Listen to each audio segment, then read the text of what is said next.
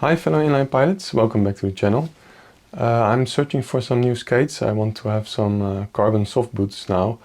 Well, I really starting to feel the limits of my Powerslide Next skates, which are very comfortable, but the problem with me is that I've got a very low front foot.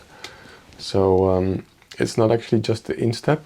So this is like the instep, and it's low, but for me the main challenge is this front part, which usually doesn't have much room for tightening, and if it's not completely tightened, then it feels comfortable, but I got too much room in the front to actually do more forceful moves where I put more weight on my front foot. And for instance, for backward skating, it's needed to put a lot of weight on the front foot, and then I feel like I'm balancing on a tightrope. Not really I don't feel attached to my skate.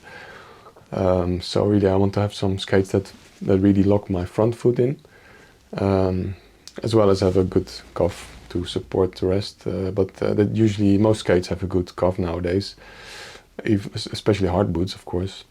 But the nice thing about soft boots with a carbon base is that they're both rigid on the bottom, so they don't flex. The cuff is very rigid, connected to the boot, but the top is soft, so you can tighten it. That's at least the idea.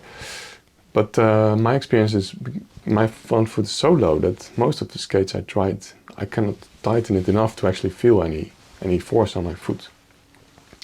So I learned about differences between different brands. For instance, they say if you have a narrow foot, then two skates that are recommended on Reddit, for instance, are the Hardcore Evo and from Powerslide, and this is the Flying Eagle Drift 2.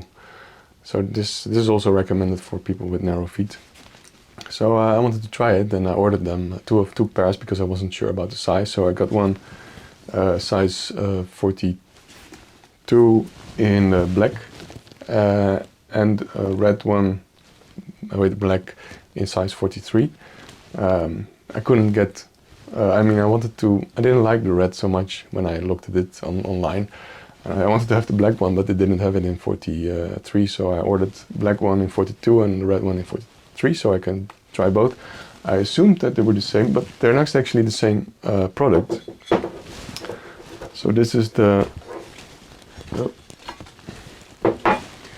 this is more aimed at urban skating, I think, because of the 3-wheel 110 wheel setup.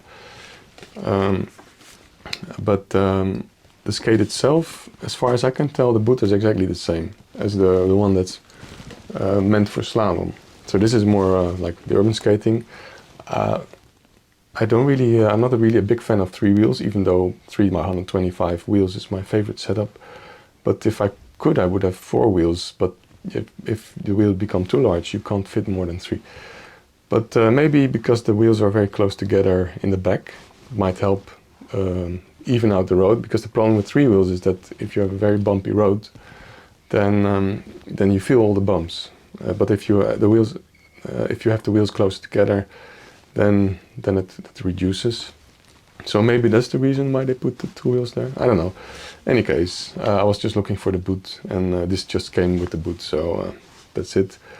I don't plan on using that frame anyway. So I wish they had just a separate boot, but the normal product line doesn't have that. So it's either black and the urban skate frame, or it's the red one. I think it's because Flying Eagle is a Chinese brand, and Chinese like red a lot, either red or gold. So the top of the line sort of slalom skate is got the red. But I really love this frame. I really find it very beautiful. And if you look at it from behind, you see that there is quite a beefy frame, even though it looks like it's very thin here. I think it's quite strong. Looks like a good quality frame. But they also come in blue or in gold. I think one other color too. anyway, red, blue and gold, maybe just silver, I don't know. But it looks really cool, I like it. So maybe I would get the blue frame one day, I don't know, if I want to have a slalom frame, that is. Right now I'm just doing city skating, urban skating, and a little bit of tricks, but I want to do more slalom, so maybe I would get that. Anyway, let's see. So I tried it on, and I was hoping that it would actually fit my feet, but I found out that still it is a bit wide at the front, so I still don't feel locked in. This is much better than the other skates I tried, most of them. But the front is still a little bit wide, so I don't know. Most of like my overall opinion is actually quite good about these skates. And if I would need to skate for just urban skating, I actually would consider buying this one. I mean, I bought it already, but I'm probably going to send it back. But since I'm looking for slalom frame, I need to have more tightened, more tight front. I tried with an insole, but it still was a little bit loose. So yeah, unfortunately. But overall, I like this skate because it looks like a good quality skate. Even like the gluing, I don't see any like rough edges or anything. I really like the options for mounting the frame. You got like lots of holes, like one row in the middle of 3, and then 2 on both sides holes for having a bit more offset, and then the back as well. And this is also why I'm considering having a 165 frame instead of a Trinity frame, which I now have on my next Powerslide Next, because I'm missing the front adjustability in the Trinity frame. That's one of the downsides of the Trinity frame. There's not much adjustability on the front side. So if the boot comes balanced for my front foot, great. But if it doesn't, then there's no way to fix it. So I really want to have a well-balanced skate, and I actually tried Powerslide Hardcore Evo as well, and I felt like it wasn't really balanced in the front with the Trinity frame, and I couldn't move it enough. I had to put, like, only if I put, like, the stride control can tilt the frame, I had to put 2 stride controls on top of each other to actually get my skate balanced. So yeah, I would, if I would get the Hardcore Evo, I would get it with a 165 frame. But yeah, I'm open for other boots as well, but so far the Hardcore Evo is the only one that I can actually feel my front foot being locked in when I tighten the laces. That's another thing. One thing I don't like about these skates, there are actually 2 things that are kind of like maybe not perfect, but one thing I really don't like is that there's like the rings for the laces. I don't know if you can see, but there's rings, the eyelets for the laces on the top holes, but in the front 3 pairs, there are no eyelets, and that was very difficult because I wanted to tighten the laces, but because there are no eyelets, it's just like a sort of leather stuff. I don't know if it's real leather or not, but the laces are having too much friction to tighten them. And also I'm afraid that if there's no eyelet, I can't really tighten it too strongly because it might destroy the eyelet. So even though I could try a special lacing method to tighten it more, I would not feel comfortable putting a lot of force on there. So yeah, I don't see any options for me to fix the problem with this. Sorry I have to interrupt this video. I'm myself but back from the future, because after making the video I realized I forgot one of the most important properties of this skate, which is that it is heat moldable.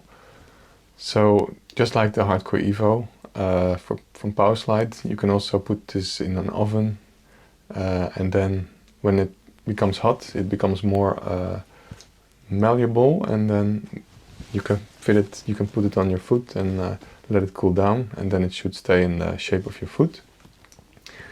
Or what I could also try is heat it up and put some, like, tighten the front with a strap, and then push these sides together, and then let it cool down with that, and then that will make it a lot more tight in the front. So I'm pretty confident that I can solve it by just heat molding it. I'm not going to do it with these skates because I need to return them. But yeah, I kind of changed my mind. I think maybe this skate is suitable for me after all. Contrary to what I'm going to say in the rest of this video, I kind of changed my mind. So maybe I might get them after all. So anyway, let's continue with the rest of the video. Another thing that might be a problem is that there's no flex in the cuff at all. So normally there's the cuff, the liner has a flex cut in between the cuff and the boot, so that the cuff, the plastic cuff, can hinge around these bolts. But in this case there's no flex, so the cuff doesn't go forwards or backwards. These bolts, the hinges, are really not doing anything. But on the other hand, I'm not sure if it's really a problem, because the cuff is so rigid that even if you loosen up the ankle, you can go a little bit more forwards if you want. You can increase the flex by doing that, and the sideways flex would still be quite rigid. So I think it's not a problem. So I would really like this skate for urban skating. And if I would have a wider front foot that would actually be locked in, I would consider it for slalom. But yeah, unfortunately for me, it's not a solution. Still, here it's quite good tightness for me. I tried other skates that were much too wide for me, even here, which were the Seba Highlight and the Rollerblade Crossfire. If you have high instep, then you want to have those skates, probably not this one. Yeah, but about the balance, like when I've been paying a lot of attention to the balance, the position of my frame, as you've seen probably in another video about frame positioning. So I'm really sensitive to that now. And I can feel it when a skate is not balanced, because I know my left foot should be in the middle. And when I skated on the Seba Highlight, the FRSL as well is quite similar, and the Rollerblade Crossfire, I felt really balanced. It was like my foot was really in the middle of the skate, and the frame was underneath my foot in the middle. But on this, the Flying Eagle Drift 2 and the Hardcore Evo, I feel like the frame is a bit more on the inside than I want to. So I had to push the frame a little bit out. It's really funny that those two skates are quite similar in that respect. But the nice thing about this is, of course, as I said, it's adjustable, so I couldn't adjust the frame. So this is no problem for this skate. But for the Hardcore Evo, which normally comes with a Trinity only mount, that wouldn't work for me. But I can order a custom one, and then I can choose a 165 mount, and that would have only a middle slot, like a sliding slot, but the frame itself can adjust, and I can also add the stride control to it if I need more, so I think that would be fine. Yeah, so anyway, I like this skate, but yeah, it's not exactly what I'm looking for. But if you're looking for an urban skate, you don't have a high instep, then I would recommend this. I don't see any quality issues. Looks quite solid. Maybe a bit too solid. But yeah, it seems overall quite nice. So I think I can recommend it, although I skated only a very short amount of time in the house. About the buckles, yeah, they're quite similar. You can not tighten them really strongly. I would wish to tighten the ankle buckle quite a lot, because I don't have any other tightening here of the front foot, so I'm really depending on the buckle. But this one, and also for the Hardcore Evo, I can't tighten it as much as I would like, so maybe I would replace the buckle with a stronger one if there is one. So about the sizing, it's also useful to know if you order online and you can't try it out. It's good if you can order the right size immediately, but of course it's never guaranteed. But for me this was quite small for the size. Normally in a normal shoe, like a dress shoe, I'm 42. With a Powerslide Next I'm 42, 43. And I feel there's a lot of room in the shell. For this I needed 43, and it was still a little bit small. I feel still, even if I bend through my knee, I still feel a little bit the front on my longest foot. So I would, if you're in between two sizes, I would take the larger one. Same for me for the Hardcore Evo, although this one is even a little bit smaller. Size is even a little bit smaller than the Hardcore Evo for me, lengthwise.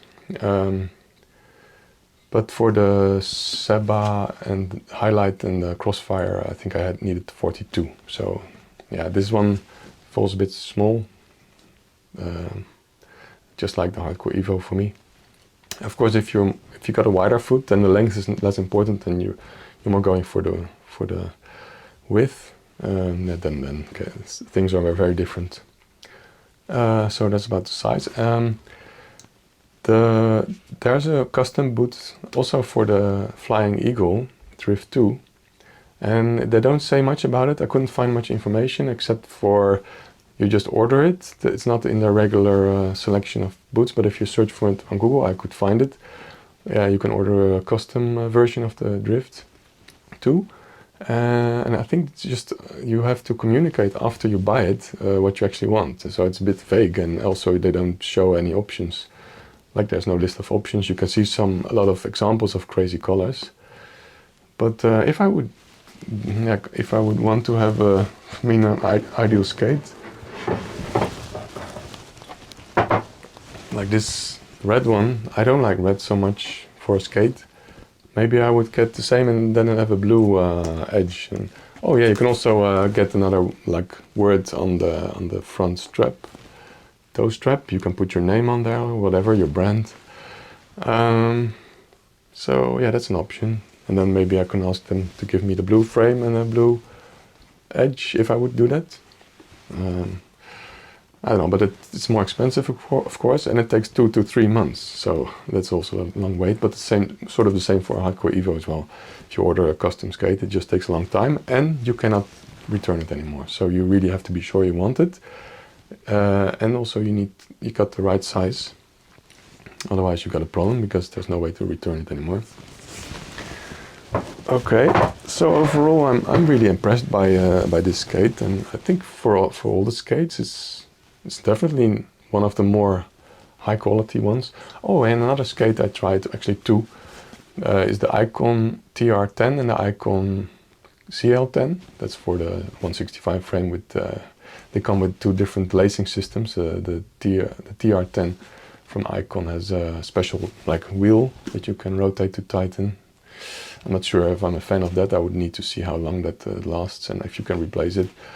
But the problem with those is that the front is so tight. It might be useful for very acrobatic maneuvers or whatever. But I don't like it. I don't like my toes being squeezed. So I do want it like tight here, but I don't want it tight here. So it's kind of a problem that sometimes I want to put an insole in to get my shoe better fitting, but then I don't like the front anymore because my toes I cannot wiggle my toes anymore. I don't like that. So it's just not my taste. It was very tight, of course, here as well, the Iqon TR10. But yeah, that was just not for me anyway. So that's it. That's my opinion about the Flying Eagle Drift 2. I like it, but it's not for me. I would recommend other people trying it and try before you buy, or make sure you can return it. Don't use it outside. When I tried these skates, I put my own wheels on there so that I could return it without any issues. Hopefully, I still have to do it. But yeah, there's nothing, no scratches, nothing, so I should be able to return it fine. But yeah, I think it's a nice skate. What more can I say about it? Maybe it helps anybody. I'm not really an expert on this, but yeah, this is just my opinion about this. Pretty good skate. I would recommend it. Okay, thanks for listening. Oh yeah, soon I will try also because I'm going to get a 165 mount. But normally I skate on the Trinity frame, which is the Decode 90, which is the only frame I know that has a rockered short wheelbase 125x3 option with a rocker.